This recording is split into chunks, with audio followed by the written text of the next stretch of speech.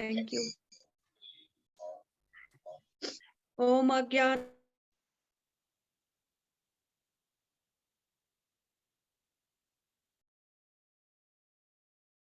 कधी बोल, माझा आवाज येत नाहीये तुमचा. कधी बोल. नमो विष्णुपदाय कृष्णप्रेष्ठाय भूतले श्रीमते भक्तिवेदांत स्वामिनी इति नामिने. नमस्ते सरस्वती देवे गौरवाणी प्रचारिणे निर्विशेष शून्यवादी पाश्चात्य देश तारिणे. जय श्री कृष्ण चैतन्य प्रभु नित्यानंद श्री अद्वैत गदाधर श्रीवासादि गौर भक्त वृंद. हरे कृष्णा कृष्णा कृष्णा हरे हरे, हरे राम राम राम हरे हरे. हरे कृष्णा. सर्व मैत्रिणींच्या आजच्या गीतासारच्या आपल्या नेहमीच्या शृंखलेमध्ये स्वागत. तर आज आपण 27 आणि 28वा श्लोक बघणार आहोत. काल श्री तुलसी माताजींचा आपण बघितलं की 26व्या श्लोकावर सुंदर असा क्लास झाला. अगदी आपल्याला संत तुकाराम महाराजांच्या काळामध्ये त्या घेऊन गेल्या. खूप छान विश्लेषण त्यांनी दिलेलं कालचं. तर आज आपण 27 आणि 28व्या श्लोकावर थोडक्यात प्रकाश टाकण्याचा प्रयत्न करूया. थोडे डिफिकल्ट आहेत हे श्लोक समजून घेणे. त्यामुळे थोडंसं तुमच्याकडे जर भगवद्गीता आला आणि तुम्ही जर ते पान उलगडून जर घेऊन हे केलं तर जास्तच छान राहील. तर 27 आणि 28 श्लोक. स्पर्शानुकृत्वा बहिर्ब्राह्मश्चैवान्तरे भ्रुवो प्राणापानो समो कृत्वा नासाभ्यन्तरचारिणो यतेन्द्रियमनोर्बुद्धि मुनिर्मोक्षपरायणः विगतेच्छ भयक्रोधोय सदा मुक्त एव सा. सर्व बाह्य इंद्रिये रोखून दोन भुवयांमध्ये दृष्टी एकाग्र करून नाकपुड्यांमध्ये प्राण आणि अपान वायूंना रोखून याप्रमाणे मन इंद्रिय आणि बुद्धी संयमित करून मोक्ष प्राप्तीचे ध्येय असणारा मुनी इच्छा भय आणि क्रोधापासून मुक्त होतो. जो मनुष्य नित्य या अवस्थेत असतो तो निश्चितच मुक्त होतो. तर श्लोकामध्ये ब्रह्मनिर्वाण म्हणजे काय, की ब्रह्मनिर्वाण किंवा ब्रह्मामधील मुक्ती, तर हे आपण मागच्या श्लोकामध्ये थोडक्यात बघण्याचा प्रयत्न केला. तर आता ह्याच्यामध्ये भगवंत हे अष्टांग योगावर सांगत आहेत. अष्टांग योगावर सांगण्याचा प्रयत्न भगवंत इथे सांगत आहेत की अष्टांग योग भगवंता म्हणजे अष्टांग या योग पद्धतीच्या आचरणाद्वारे मनुष्य या अवस्थेपर्यंत कसा येऊ शकतो, तर याचा उपदेश भगवंत करत आहेत. आता याचं ना ऍक्च्युली 6व्या अध्यायामध्ये सखोल विश्लेषण असणार आहे ह्या अष्टांग योगाचं. पण इथे भगवंत काय करत आहेत, अर्जुनाला एक तात्पुरत्या ह्याच्यामध्ये सांगत आहेत आणि त्याचं स्पष्टीकरण पूर्ण आपल्याला 6व्या अध्यायामध्ये मिळेल. प्राथमिक वर्णन म्हणू शकतो आपण. तर याच्यामध्ये आता भगवंत काय सांगत आहेत की अष्टांग योग, की जसं इथे काय म्हटलं की सर्व बाह्य इंद्रिये रोखून म्हणजे 2 भुवयांमध्ये दृष्टी एकाग्र करायची, नाकपुड्यांमध्ये प्राण अपायन वायूंना रोखायचं. म्हणजे हे आपल्याला तसं पाहायला गेलं तर किती डिफिकल्ट वाटतं ना हे सगळं आत्ताच्या ह्याच्यामध्ये करणं किंवा काय. पण शेवटी भगवंतांनी हे वेगवेगळे मार्ग दिलेले आहेत, त्याच्यातला हा अष्टांग योग मार्ग आहे. तर श्रीमद भागवतामध्ये ना असं एक ठिकाणी उल्लेख आलेला आहे की जीवात्म्यांचा हा कधी नाश होत नाही. जीवात्मा म्हणजे कोण, की आत्मा. आपण सगळे भगवंतांचे अंश आहोत. त्यामुळे त्यांचा हे होत नाही. जसं की आता उदाहरणार्थ आपल्याकडले काही हे आहे म्हणजे भक्ती मार्ग जो आहे की जीवात्म्याचा नाश होत नाही, आपल्या ह्या शरीराचा नाश होतो. की जसं भगवंत एक उदाहरण देते की आता काही पैसे हरवले तर आपण काय म्हणतो की पैसे जर हरवून गेले की नाश झाला त्याचा, म्हणजे नष्ट झाली ती गोष्ट, की हरवले. तसं भगवंतांची सेवा जी आहे ना, आपण जोपर्यंत भगवंतांच्या सेवेपासून वंचित आहोत तोपर्यंत खरं तर आपलं नष्टत्व आहे, तोपर्यंत नाश झाला आहे असं आपण म्हणू शकतो. ज्या क्षणाला जसं ते धन हरवलेलं असतं, ज्या क्षणाला ते धन आपलं हरवलेलं सापडतं त्या क्षणाला आपल्याला किती आनंद होतो. अगदी तसंच जोपर्यंत आपण भगवंतांच्या सेवेपासून भक्ती मार्गापासून वंचित आहोत तोपर्यंत आपला आध्यात्मिक दृष्ट्या नाश झालेला आहे. आणि असं पण हे पंचमहाभूतांचं शरीर हे पण नाशवंतच आहे. मग भक्तीचा ज्या क्षणी आपण स्वीकार करतो त्या क्षणाला आपल्याला हे धन प्राप्त होतं. जसं ते हरवलेलं धन आहे, जसं ते प्राप्त होतं तसं आपलं आध्यात्मिक धन आपल्याला प्राप्त होतं. आणि एक खूप सुंदर ओळ प्रभुपाद लिहितात एका ठिकाणी, की ते म्हणतात, की एक शाश्वत असं जीवन, आपलं शाश्वत आनंदमय जीवन हे आपलं वाट बघत आहे. तर किती प्रभुपाद त्या वाक्यामध्ये किती आशा आणि किती होप्स आपल्याला देत आहेत, की एक आपल्याला शाश्वत आणि आनंदमय जीवन असं आहे. आणि ह्या जीवनामध्ये आपण काय करत आहोत, वेगवेगळ्या प्रकारची दुःख भोगत आहोत. आणि हे जीवन प्रभुपाद आपल्याला सांगतात, की हे जे जीवन आहे ते आपली वाट बघत आहे. परंतु त्याचं काय आहे, की जोपर्यंत आपण ही भक्ती प्राप्त करू शकत नाही, तोपर्यंत आपल्याला ह्या शाश्वत जीवनाचा आनंद म्हणू शकतो किंवा ती प्राप्ती होऊ शकत नाही. मग आता आपण तसा विचार जर केला, तर आज आपण भगवद्गीता वाचतोय, अध्ययन करतोय, सगळ्याजणी जॉइन होतोय. कोणी हरिनाम घेत आहे, हरे कृष्णा, कृष्णा कृष्णा, हरे हरे, हरे राम, राम राम, हरे हरे. या महामंत्राचा जप करत आहेत माळेवर. मग तसा जर विचार केला ना, तर खरं तर आपली ही भक्ती ही ना पूर्वी सुरू झालेली आहे. म्हणजे थोडक्यात काय, की आपण कुठेतरी मनुष्य जन्म प्राप्त केलेला आहे आणि मनुष्य जन्म प्राप्त होऊन आपण इस्कॉनमध्ये जॉइन झालेलो आहोत. म्हणजे याचा अर्थ नक्कीच आपल्या ह्याची पण सुरुवात कुठेतरी नक्कीच झालेली आहे. त्यामुळे आज आपल्याला ही कृपा प्राप्त झालेली आहे. तर भगवद्गीतेमध्ये ना भगवंत सांगत आहेत, की की ही संधी जी आहे, ती भक्ती मार्गाची, भक्तिमय जीवनाची प्रत्येकाला भगवंत देत आहेत. फक्त आपण काय करतोय, की आपण ती नाकारतोय. आपल्याला संधी मिळते, भगवंत आपल्याला नाकारत नाहीत, परंतु आपण भगवंतांना नाकारतोय. म्हणून ही संधी आपल्यापासून कुठेतरी आपण त्याच्यापासून दूर पळतोय ॲक्चुअली. आणि जसं श्रील प्रभुपाद म्हणत आहेत, की आपलं एक जीवन, शाश्वत असं आनंदमय जीवन आपली वाट बघत आहे. तर आपण जर भगवंतांना स्वीकारलं, तर नक्कीच त्या आनंदाची प्राप्ती प्रत्येकाला होऊ शकते. आता इथे काय प्रभुपाद लिहित आहेत पहिल्या लाईनमध्ये, की सॉरी तात्पर्यामध्ये भगवंत काय म्हणत आहेत, की सर्व बाह्य इंद्रिय, हं, बाह्य इंद्रिय रोखणे म्हणजे काय? की बाह्य इंद्रिय म्हणजे आपली कुठलीही इंद्रिये बघा, की त्याला इथे एक ओळ आहे तात्पर्यामध्ये मी वाचते. की पहिला पॅराग्राफ वाचते, की कृष्ण भावनेमध्ये संलग्न होऊन मनुष्य तात्काळ आपले आध्यात्मिक स्वरूप जाणू शकतो आणि त्यानंतर तो भक्ती योगाच्या माध्यमाने भगवंतांना जाणू शकतो. की मगाशी आपण वर्णन केल्याने आध्यात्मिक स्वरूप जाणणे म्हणजे काय? की आध्यात्मिक स्वरूप जाणणे म्हणजे भक्ती मार्गाचं जीवन, भक्ती मार्ग काय आहे? आपण भगवंतांचे दास आहोत आणि आत्मा परमात्म्यामधला भेद. म्हणजे याने थोडक्यात काय, की आपण भगवंतांचे शाश्वत दास आहोत आणि भक्ती मार्ग हा आपल्यासाठी आहे. हे जेव्हा आपण आपले आध्यात्मिक स्वरूप जाणतो, त्यानंतर तो भक्ती योगाच्या माध्यमाने भगवंतांना जाणू शकतो. तेव्हाच आपण भगवंतांना जाणू शकतो आणि जेव्हा मनुष्य भगवत भक्तीमध्ये उत्तम प्रकारे स्थित होतो, तेव्हा तो दिव्य स्तरापर्यंत उन्नत होतो. स्थित होतो म्हणजे काय, की तो प्रगती करून हळू त्या मार्गावर दृढपणे स्थिर होतो आणि तेव्हा तो दिव्य स्तरापर्यंत पोहोचतो. आणि त्यामुळे आपल्या कार्यक्षेत्रामध्ये भगवंतांची उपस्थिती जाणण्या इथपर्यंत पात्र बनू शकतो. या विशिष्ट स्थितीलाच ब्रह्मनिर्वाण किंवा ब्रह्मामधील मुक्ती म्हणतात. तर इथे प्रभुपाद काय लिहित आहेत श्रील प्रभुपाद, की यामुळे आपल्या कार्यक्षेत्रामध्ये भगवंतांची उपस्थिती जाणवते. आता कार्यक्षेत्र म्हणजे काय? की आपल्याला प्रश्न, की आता हा कार्यक्षेत्र म्हणजे आपण कसं ओळखायचं? कार्यक्षेत्र म्हणजे काय? की जीवनातल्या प्रत्येक ठिकाणी, की जसं आपण म्हणतो ना, की प्रत्येक प्रत्येक ठिकाणी आपण बघू शकतो, की जर जे शुद्ध भक्त आहेत, ते त्या दृष्टीने बघतात, की आपलं रोजचं जे जीवन आहे, की प्रत्येक ठिकाणी भगवंतांचा हात आपल्या जीवनामध्ये आहे. भले एखादं सुख येऊ दे, दुःख येऊ दे, काही आजारपण येऊ दे, किंवा प्रत्येक ठिकाणी जी काही ॲक्टिव्हिटी आहे जीवनामधली, जसं वर्किंग असेल, कुकिंग असेल, हार सेवा असेल, आजारपण असेल, प्रत्येक ठिकाणी आपण भगवंतांना बघतोय, की नाही हे भगवंतांसाठी करायचं. इथं प्रत्येक ठिकाणी माझ्या जीवनामध्ये काही संकट आलं, नक्कीच माझ्या जीवनामध्ये भगवंत मला काहीतरी चांगला दृष्टिकोन शिकवत आहेत. असं जेव्हा आपण प्रत्येक जीवनाच्या प्रत्येक ठिकाणी पावला-पावलागणी आपण भगवंतांचं स्मरण करतो. स्मरण करतो म्हणजे काय, की त्यांना आपल्याला आपल्या जीवनामध्ये भगवंतांचा हात आहे, भगवंतांचे आशीर्वाद आपल्याला आहेत. ही उपस्थिती जेव्हा आपण इथपर्यंत पात्र होतो. म्हणजे त्याला पात्र होण्यासाठी काय, की असं नाही, की ते आर्टिफिशियली, की नाही आता असा विचार करत. त्याच्यासाठी काय करावं लागणार आहे आपल्याला? तर आपलं आध्यात्मिक स्वरूप सर्वात प्रथम आपल्याला जाणून घेणं गरजेचं आहे आणि त्याच्यानंतर आपण भक्ती योगाच्या माध्यमाने ते जाणू शकतो आणि नंतर आपण जेव्हा त्याच्यात स्थिर होतो, दिव्य स्तरापर्यंत उन्नत होतो, तेव्हा मग आपल्याला भगवंतांच्या आपल्या कार्यक्षेत्रामध्ये भगवंतांची उपस्थिती जाणवते.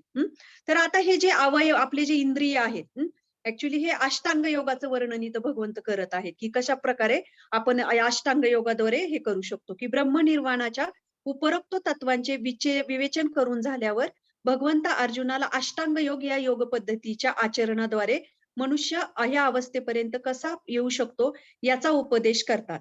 या अष्टांग योगाची 8 अंगे आहेत. ती यम, नियम, आसन, प्राणायाम, प्रत्याहार, ध्यान, धारणा आणि समाधी ही होय.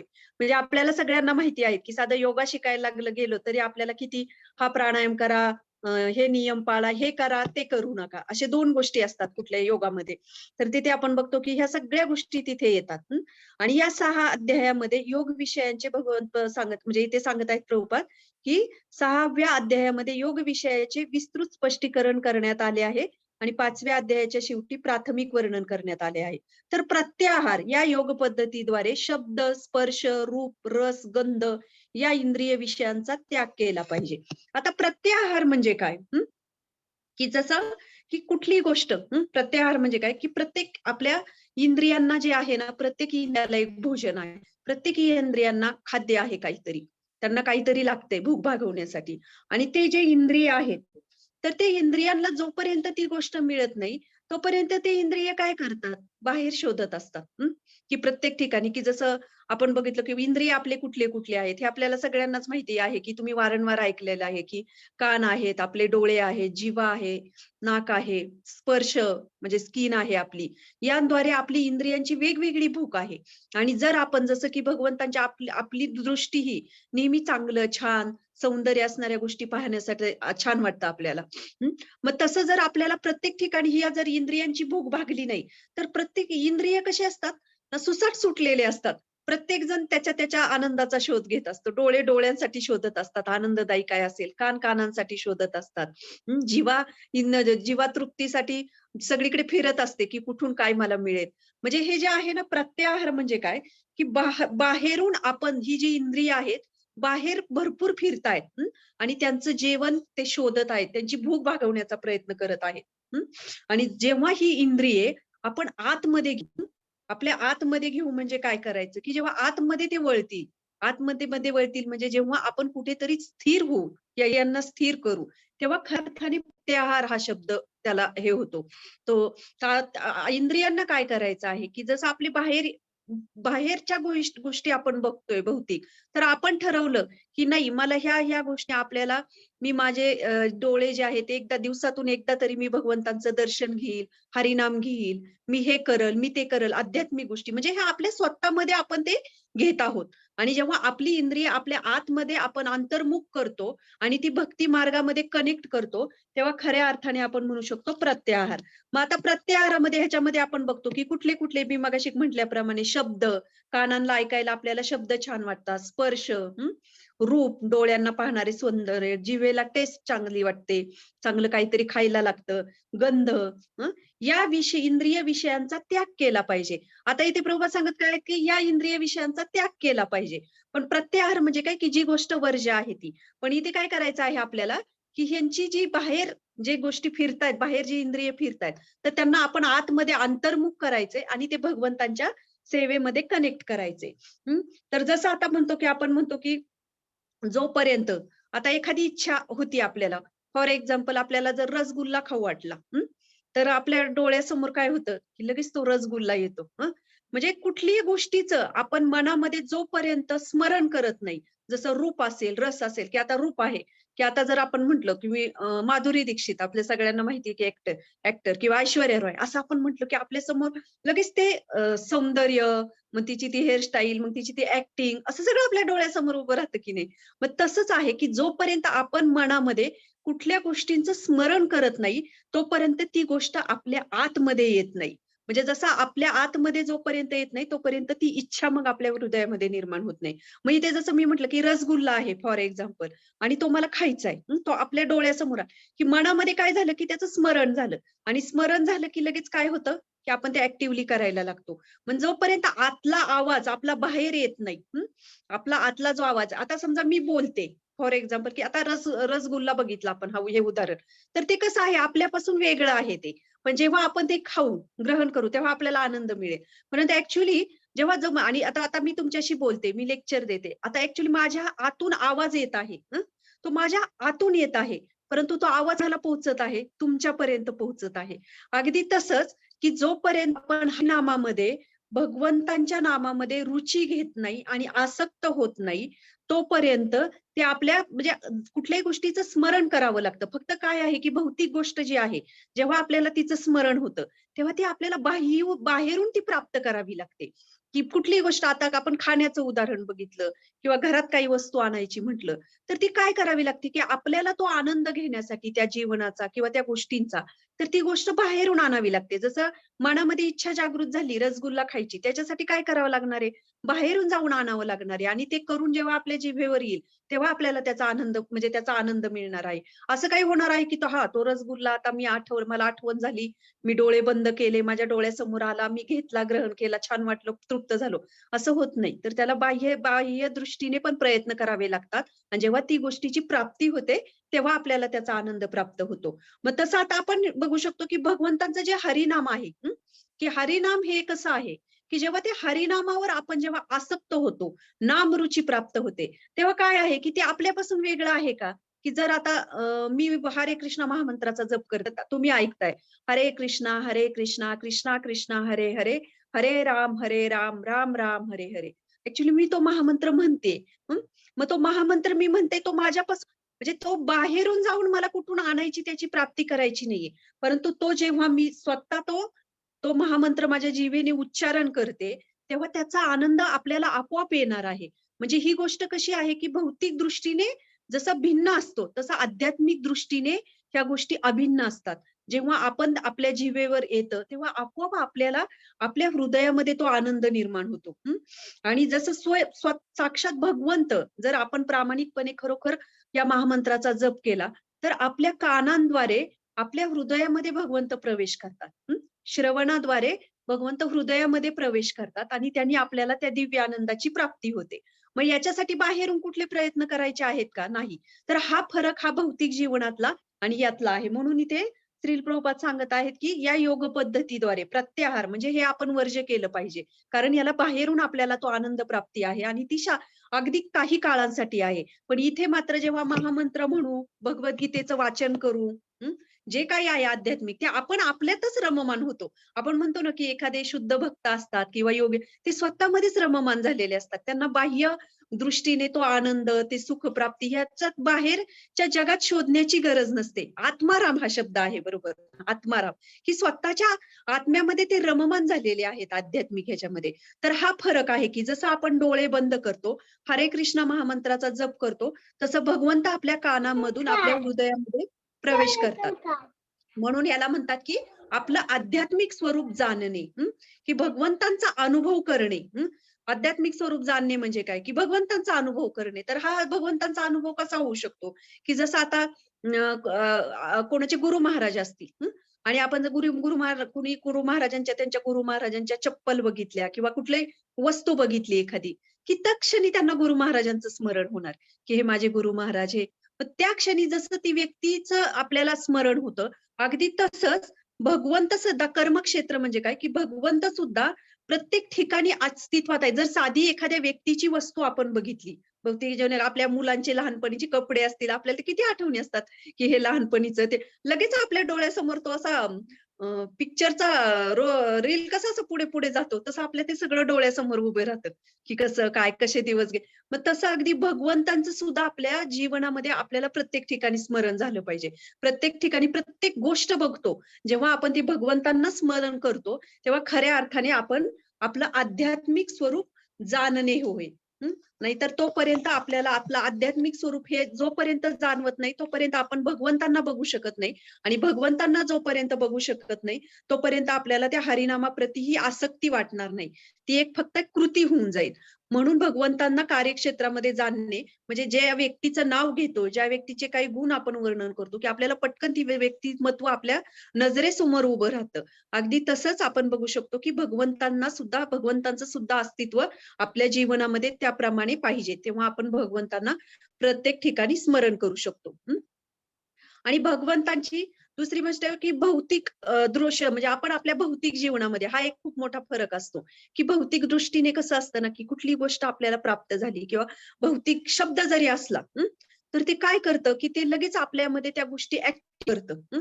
इच्छा जागृत करतं किंवा काहीतरी भावना, फिलिंग्स तयार होतात आपल्या मनामध्ये भावना तयार होतात, निर्माण होतात. हं. जसं की काही लोकांचं एक प्रिन्सिपल असतं, की चला वर्तमान काळ आहे, तो आता आपण चांगला शाश्वत म्हणजे चांगला शाश्वत नाही म्हणू शकत, आनंदाने एन्जॉय करूया आपण. भविष्यकाळ कुणी बघितलेला आहे. वर्तमान काळाचा आपण आनंद घेऊया. म्हणजे तशी काही जीवनाची काही लोकं अशा पद्धतीने विचार करतात. म्हणजे जसं भौतिक गोष्टी आहेत, की साधा भौतिक शब्द जरी आपल्या नजरेसमोर आला, तरी आपल्या समोर अख्खा ट्रेलर उभा राहतो त्याचा. मग इथे जर आपण भगवंतांचे मग आपण इथे आध्यात्मिक गोष्टींचं कसं असतं, की जसं आता हरे कृष्ण महामंत्र मी किती वेळा उच्चारला किंवा तुम्ही सगळ्यांनी किती वेळा ऐकला. परंतु त्याचं जे महत्त्व आहे किंवा त्याचं जे त्या गोष्टीचं काय त्याचं हे आहे काय म्हणू शकतो आपण त्या महामंत्राचं काय जीवनामध्ये आपल्या शुद्धीकरण होत आहे, हे आपल्याला आता आपल्या ह्या डोळ्यांनी आपण पाहू शकत नाही. कारण आध्यात्मिक गोष्टी कशा असतात, त्या लगेच आपल्या नजरेला प्राप्त दिसत नाही किंवा ते आपल्याला प्राप्त झाले. जसं भौतिक गोष्टींचा आनंद आपल्याला लगेच प्राप्त होतो. की कुठली गोष्ट आणली, काही केलं, की आपल्याला शारीरिक स्तरावर लगेच त्याची आनंदाची प्राप्ती वाटते. आनंद वाटतो आपल्याला. अरे मला हे मिळालं. अरे मी हे अचीव्ह केलं. आज मी ही माझी प्रॉपर्टी इन्व्हेस्टमेंट केली. आज मी बँकेमध्ये एवढा माझा हप्ता भरला म्हणजे इन्व्हेस्टमेंट केली. असं आपल्याला लगेच ते होतं. पण आध्यात्मिक जीवनामध्ये कसं असतं, की काही आध्यात्मिक ज्या गोष्टी असतात, छोट्या-छोट्या वाटतात आपल्याला. पण आपल्याला माहित नाही, की आपली किती जन्मांची पातकं ते नष्ट करतात. जसं हरिनाम आपण सहज उच्चारतोय, की आपण अजामिळाचंही उदाहरण बघितलं. की ज्या अजामिळाने भगवंतांनाही हाक मारली नव्हती. नारायण ते त्याच्या मुलाचं नाव होतं. आणि फक्त नारायणाला हाक मारली तरी त्या अजामिळाला भगवंत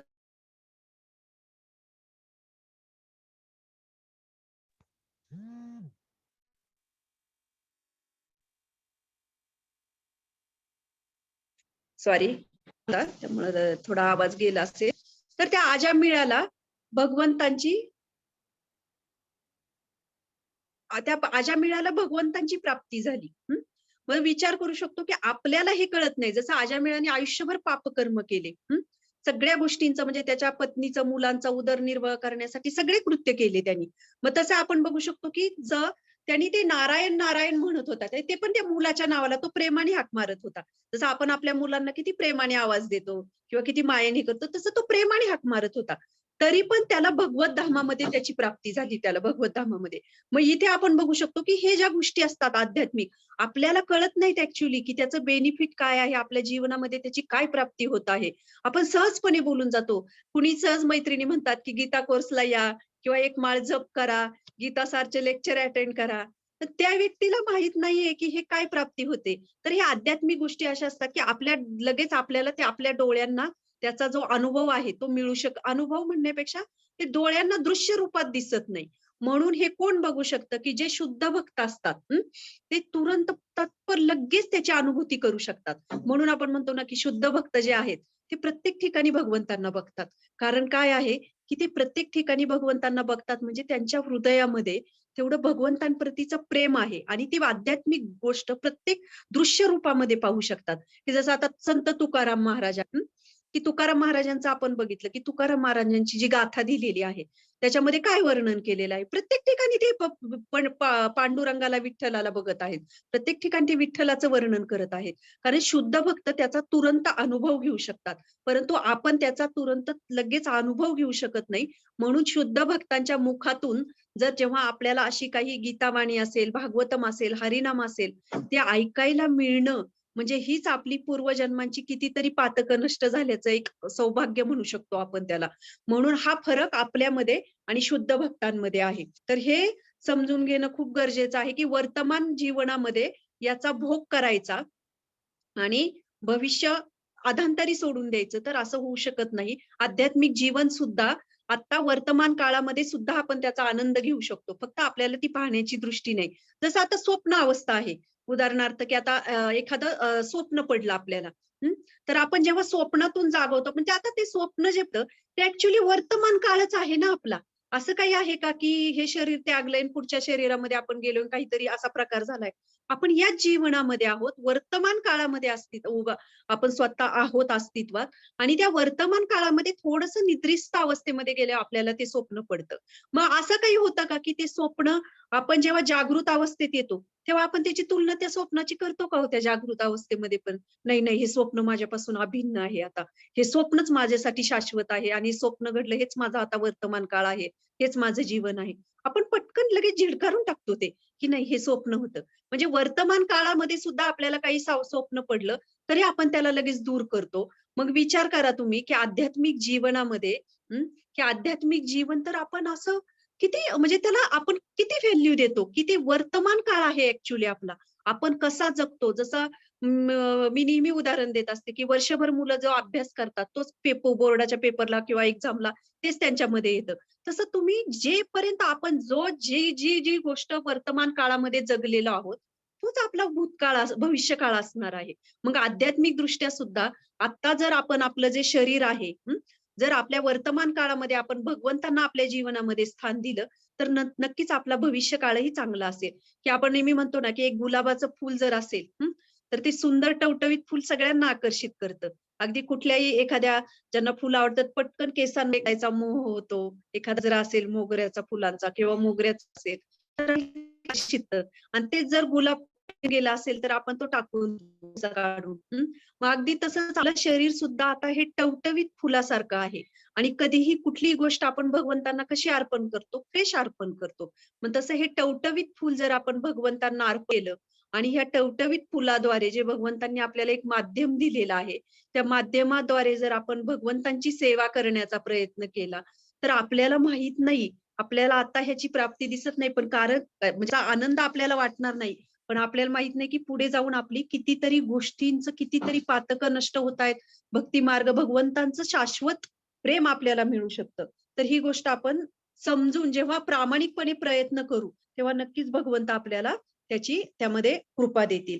तर आता ह्याच्यामध्ये शेवट बघा ना, भगवद्गीता इतकी प्रभुपादांची भगवद्गीता वाचली ना, प्रत्येक श्लोक बघा तुम्ही, प्रत्येक श्लोकाचं तात्पर्य म्हणजे वरती जेव्हा भगवंत वर्णन करतात, की हा अष्टांग योग, हे यम, नियम, हे आसन, हे ब्रह्मनिर्वाण अशा प्रत्येक ठिकाणी असे वेगवेगळे शब्द वर्णन केले जातात. वेगवेगळे योगाचे प्रकार असतील आणि सगळ्यात शेवटी ज्या काही ओळी असतात श्रील प्रभुपादांच्या, ते प्रत्येक गोष्ट श्रील प्रभुपाद काय करतात?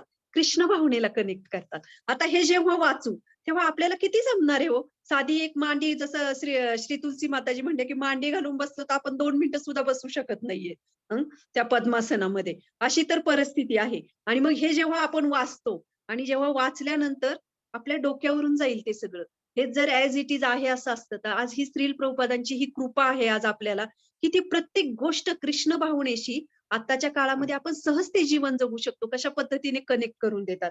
तर हा शेवटचा पॅराग्राफ आहे. त्यात श्रील प्रभुपाद म्हणत आहेत, की ही योग पद्धती मनुष्याला सर्व प्रकारच्या क्रोध आणि भयांपासून मुक्त होण्यास व त्या योगे दिव्य स्थितीत परमात्म्याच्या उपस्थितीचा अनुभव घेण्यास सहाय्य करते.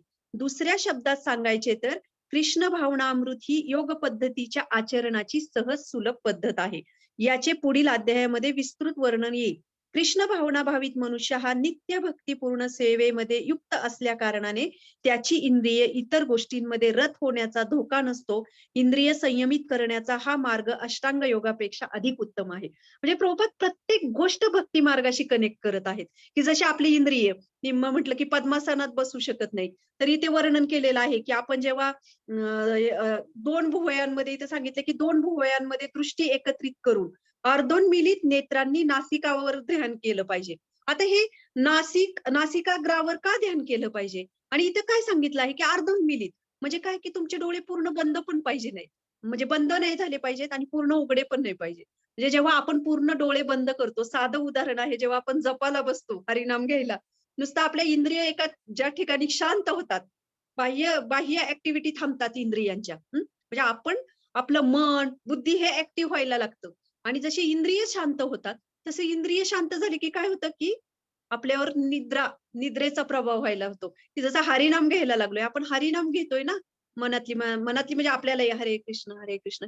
पटकन तेव्हा डोळे बंद करतो आपण म्हणतोय पण डोळे बंद केल्यामुळे काय होतं, की डोळे बंद केले की लगेच आपल्या मनावर त्याचा प्रभाव व्हायला म्हणजे आपल्यावर निद्रेचा प्रभाव होऊ शकतो. आणि जेव्हा डोळे उघडे ठेवतो, की डोळे उघडे ठेवल्यानंतर काय, की जेव्हा सकाळच्या वेळी आपण जर एकत्रित जप करत असेल, हरिनाम घेतात, जेव्हा डोळे उघडे ठेवतो, तेव्हा आपल्याला भरपूर बाह्य गोष्टी आकर्षित करतात. इकडे बघणार, तिकडे बघणार, हा झोपलाय का, ती झोपली का, त्यांचा जप कसा चालू आहे, हे जप कसा चालू, तो फॅन बंद आहे का, किती वाजले, म्हणजे आपले डोळे आपल्याला कुठे-कुठे घेऊन जातात फिरायला. म्हणजे आपण महामंत्र म्हणतोय, हरिनाम घेतोय, परंतु आपले डोळे आपल्याला कुठे-कुठे घेऊन जातात. म्हणून हे इंद्रिय स्पेशली हे डोळे जेव्हा आहेत ना, ते तर नेहमी सांगितलं जातं, की ते कुठल्याही ठिकाणी तुम्ही बघा, की अर्धोन मिनिट बंद करायचे. मग हे किती कठीण आहे ह्या गोष्टी. म्हणजे हे जर अष्टांग योग बघितला, तर अशा पद्धतीने अर्धे डोळे मिटलेले, उघडलेले, नाकावर आपल्या नाकाच्या शेंड्यावर ध्यान केंद्रित करायचे. तर हे खूप डिफिकल्ट आहे आणि हेच श्रील प्रभुपाद आपल्याला इथे किती सहज सुलभ पद्धत देत आहेत, की हरे कृष्ण महामंत्राचा जप करायचा आणि भक्ती मार्गाशी कनेक्ट व्हायचं. भगवंतांची कृपा आपल्याला असंख्य प्रमाणात मिळेल. तर हे श्रील प्रभुपादांचं हे एक आपल्याला एक खूप मोठं सद्भाग्य आहे, की प्रभुपाद आपल्याला प्रत्येक श्लोकाचं जे सार आहे शेवटी, ते भक्ती मार्गाशी कसं सहज सोप्या पद्धतीने, सुलभ पद्धतीने कनेक्ट करून देतात. म्हणून ही भगवद्गीता, श्रील प्रभुपादांच्या भगवद्गीतेचं हे श्रेष्ठत्व आहे, की बाकीच्या जेव्हा आपण काही गोष्टी श्रीमद भगवद्गीता वाचतो, तेव्हा त्याच्यामध्ये अशा पद्धतीने कधी दिले नाही. हे जेव्हा वाचतो तेव्हा आपण म्हणू, "अरे नाही, हे आपल्याशी कनेक्टेड नाहीये, की आपण नाही करू शकत." म्हणून ही श्रील प्रभुपादांची भगवद्गीता आज पूर्ण जगामध्ये कृष्ण भावनेचा प्रसार करू शकली. कारण हे जे तात्पर्य आहेत, ते आपल्याला कनेक्ट होतात, की नाही हे माझ्यासाठी आहे, मी करू शकते, मी करू शकतो. ही एक आशा आपल्याला श्रील प्रभुपाद देतात आणि त्याद्वारे आपण कुठेतरी आपल्या जीवनामध्ये भगवंतांना स्थान देतो. तर हे खूप महत्वाचं आहे जाणून घेणं. तर अशा पद्धतीने आज आपण 27वा 28वा श्लोक प्रयत्न केला सांगण्याचा. खरं तर हे खूप तत्वज्ञानी आणि खूप डिफिकल्ट श्लोक आहेत काही-काही. पण तरी सगळ्या जणी प्रयत्न करतायत. तुम्हाला सगळं चांगली जास्तीत जास्त हे खरं तर आमच्यासाठीच आहे. आम्ही आधी समजून घेण्याचा प्रयत्न करू. म्हणजे आमच्या स्वतःसाठीच आहे खरं तर हे. पण तुमच्यामुळे आम्हालाही सेवेची संधी मिळत आहे. तर खूप खूप धन्यवाद. आता 29व्या श्लोकावर पुढचा आपला क्लास असेल. खूप सुंदर श्लोक आहे हा. मी सर्व यज्ञ आणि तपस्यांचा परमभोक्ता, सर्व ग्रह लोक आणि देवदेवतांचा परमेश्वर आणि मी सर्वांचा हितकर्ता व सर्व जीवांच्या कल्याणाची इच्छा करणारा आहे, हे जाणून माझे पूर्ण ज्ञान असणारा सांसारिक दुःखापासून शांती प्राप्त करतो. तरी ते भगवंत सांगत आहेत या श्लोकामध्ये, की कशापासून ह्या दुःखापासून आपण कशी सांसारिक ह्या दुःखापासून शांती प्राप्त करू शकतो. तर हा पुढचा श्लोकही खूप सुंदर श्लोक असणार आहे. तर त्यावेळेस हे सगळ्या जणी जॉईन करा. त्यावेळी आपला रविवारी क्लास असेल. Thank you. हरे कृष्णा. याच्यावर जर काही कुणाला कमेंट्स असतील, प्रश्न असतील तर विचारा. नाहीतर अन्यथा आपण थांबू शकतो. Thank you. हरी बोल. माताजी सेटिंग चेंज करताय का? नाही, आज चेंजच आहे. मी ते नव्हतंच करू हो का? शकत सगळं. हा, कोणाला काही प्रश्न असेल तर विचारू शकता, नाहीतर मग आपण थांबूया. थँक्यू संदिनी शक्ती माताजी. हो हो, चालेल चालेल. थांबूया मग माताजी. Yes yes. ओके. हरी बोल. हरी बोल हरी बोल. उद्याच्या